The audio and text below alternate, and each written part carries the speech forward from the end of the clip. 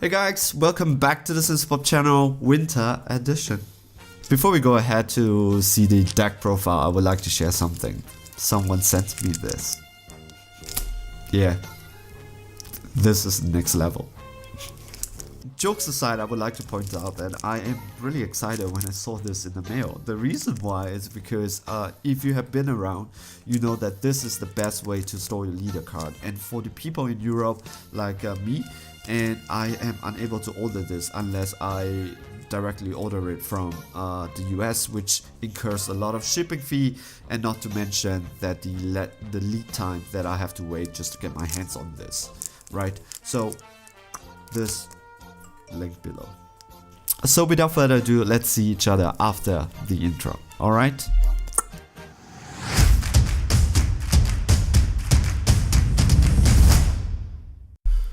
Yo. Alright, let's go straight into the deck profile. We're gonna talk about Broly, right? So we could see that it's Broly there. And his ability is this: when he attacks, you get to, if you take your life, so you get to take one of your life into your hands, you get to draw a card. If you don't do that, you don't get to draw a card. So a rather aggressive self-awakening leader, because he tags your card draw to taking your life. However, it is important to take note that he does not have the restriction that he has to attack a leader card. So he can attack any card, and then choosing whether if you want to take a life, it's mandatory. All right, it's optional. So when you're 4 or less, you get to untap 2 energy, and when on his awakened side, that is the god tier card right there. Or I just love the artwork, it looks so good. When he attacks, you get to draw a card, and once per turn you get to tap one of your opponent's battle card into rest mode. Okay, if it has barrier, too bad, but if it does not have barrier, you get to tap it. Usually I do that for blockers or things I want to take out. Or anyway, so once per turn, also this is the part where it makes him really good. You choose to take one of your life, one card from your life into your hand, and what's gonna happen is that you get to choose any card in your battle, any card on your board, and you get to switch it back to active mode. That means any battle card without restriction. That means your energy. That means you get to untap your leader card, him himself, and swing and to get another draw. So this is something that you can do. However, it's once per turn, too bad, but I think it's pretty good enough. So this is the deck. I'm not going to go through every single card. However, I'm just going to concentrate on what the deck is all about. The deck, it's being very aggressive, and your end goal is, your midterm goal is to apply pressure with a power absorbing Majin Buu, because he will become, I will explain how later, just for those who just started, how he will swing twice, critical, and dual attack 25k, really difficult to deal with, and most of the time he will have barrier. And this guy, it's gonna swing 60k triple attack, and with his ability you get to untap him, you get to swing 2 times 60k triple attack. Not a very easy card to deal with. So that is the idea of the deck. So how we're gonna get there is this. So for those who have been playing the game for quite some time, I guess you already know this combo, but if not, for those who just started and would like to know, this is how you get there. All right, here is the heart and soul of the deck. What he does is that he is out of control, evil Majin Buu, and what he does is that when you play him, you get to tap 1, you place 1 card, battle card from your hand under this card. Yes, I cut my finger. So when you get to place 1 battle card under your card, under this card, and then you choose up to 1 Majin Buu with energy of 5. So for 3 energy plus 1, depending when you want to do this, you don't have to pay 4 at one go. That is a big difference, because that means you don't have to tap 4 at one go. You could use a leader to untap, you can use Senzu Bean to untap. So that's a big difference. It's not 4 energy, it's 3 plus 1. You get to bring power absorbing Majin Buu out, so you get to cheat him out with 3 plus 1 energy. The card that you want to put in under this card is this card, Margin Defiler South Supreme Kai, because he has critical, and when this card attacks, choose up to one of your opponent's battle card with 3 or less and return it back to its owner's hands.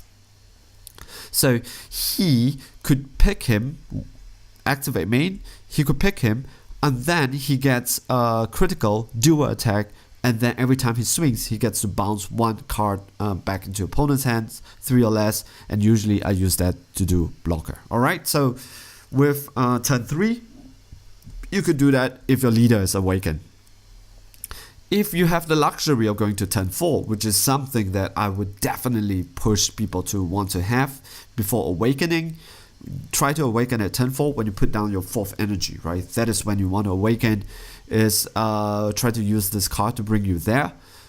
Play this card instead, bring him out, because what this card does is that all of your Majin Buu in your battle area gets barrier.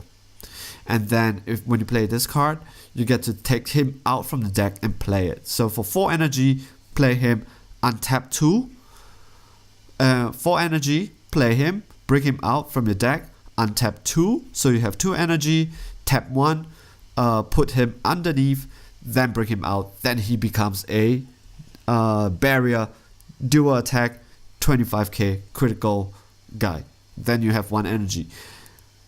If you want to go for the game and you think that is possible because your opponent might be tapped out or something, right? Or he has very, very low hand size, you could tap 1. So swing 2 times, tap 1, swing with him, triple attack, triple strike, 60k, use his ability, untap him, and swing it again. If you want to do, but you run the risk of tapping out. But if you want to wait the next turn, you could do that on the next turn too. Or when you swing 1 of him, use your Sensu Bean to untap, so that even if you try to go with him 2 times, you got 1 energy left to defend.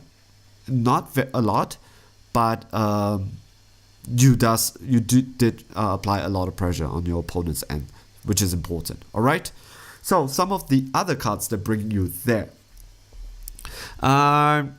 This is very important to have it in your hands. Usually I have it because we play 4 off. However, if you don't have, this is the card that you can play for 2 energy, and then you get to pick 1 of him from your deck and just add it into your hands, alright? Because he makes him critical. Very, very important. So he is a utilitarian card. This makes sure that this guy comes out and your Majin Buu is saved. And this card itself, it's a interesting card because if I don't have him and I have to be forced to awaken at turn 3, what I do is I go defensive because my opponent is being very, very aggressive. I want to be very, very defensive. Anyone who could bring you to untap to awaken at turn 3, they are playing a quite aggressive deck. What I do is I play him at turn 3, awaken, untap 2, tap 1, put him underneath your Majin Buu, and leave it at 1 energy. The reason why I do that is because he becomes a barrier, because whatever Majin Buu gets on top of him has a barrier. And you could use him, puts this guy underneath, then I wait, because this guy, I will whiff the thing and said I am not going to evolve on top of him. I'm not going to Union Absorb, Union Fusion, Union Absorb on top of him. That's something I don't want to do, right? Wait until your next turn, be defensive, wait until your next turn. Now you have 4 energy. Tap 1, put this guy underneath him, bring him out, swing 2 times, 3 energy. Evolve him on top, 60k, swing 1 time. Then, if you have another card of him, evolve again, bring him back to active, swing 90k triple strike, use his ability, untap him, swing 90k triple strike, turn 4. This is something that you can do. This is something that I put it there just to take out threats that I have to take out. This card is there for me to make sure I can awaken at the time that I want to. However, turn 3 and turn 4, I have shown you how I play with him. And this card, it's interesting. He is a 10k combo that adds to him. His specialty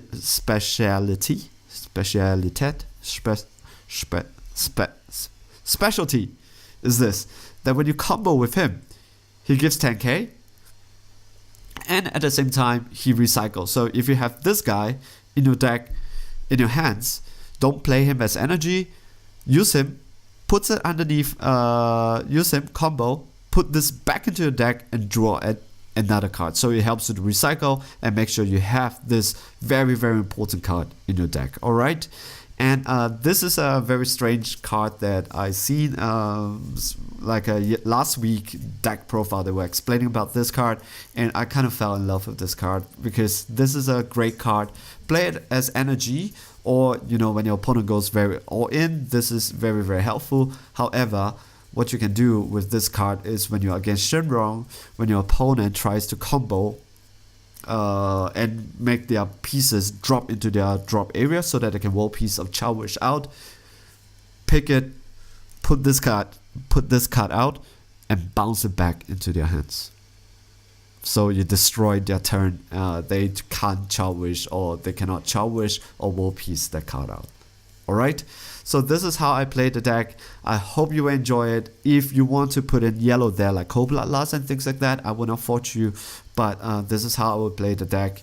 I hope you enjoyed it, because I do, and let's see each other in next week's video. Alright, ciao.